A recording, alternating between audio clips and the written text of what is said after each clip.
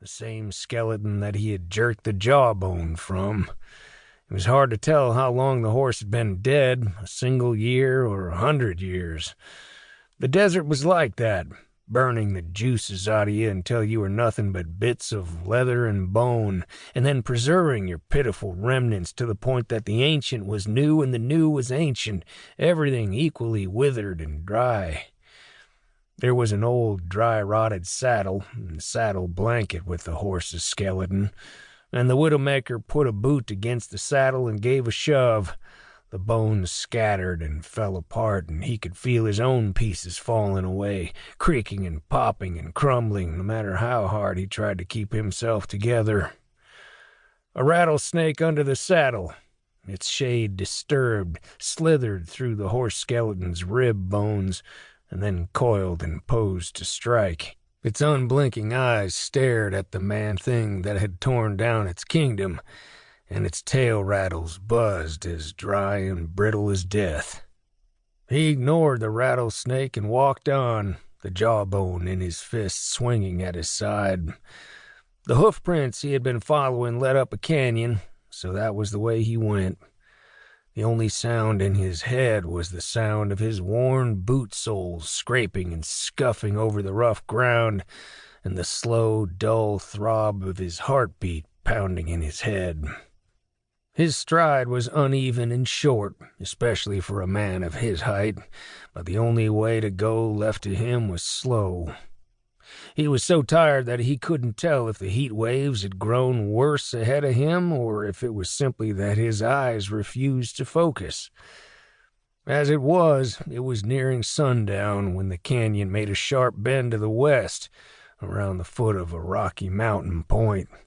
He rounded that turn and saw a clump of palm trees against a bluff not 100 yards higher up the canyon. Such trees in the desert likely marked an oasis of some kind, a spring, tank, or some source of water below ground. He blinked once and then twice to make sure he was seeing what he was seeing.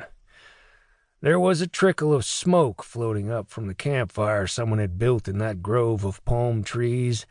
At the sight of the smoke, he forgot about the water, and he forgot about his wounds, and he gripped the jawbone in his right fist until the line of ivory teeth in it cut into his fingers.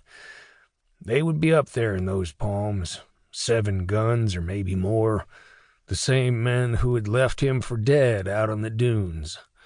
The jawbone scraped against the empty pistol holder on his right hip when he shifted his grip on it, and a drop of blood fell onto one of his boot toes from his bleeding hand.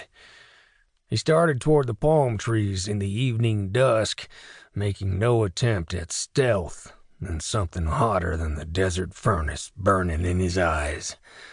"Leave me for dead, will you? Well, I ain't dead yet, but you're gonna wish to hell I was." Chapter 2.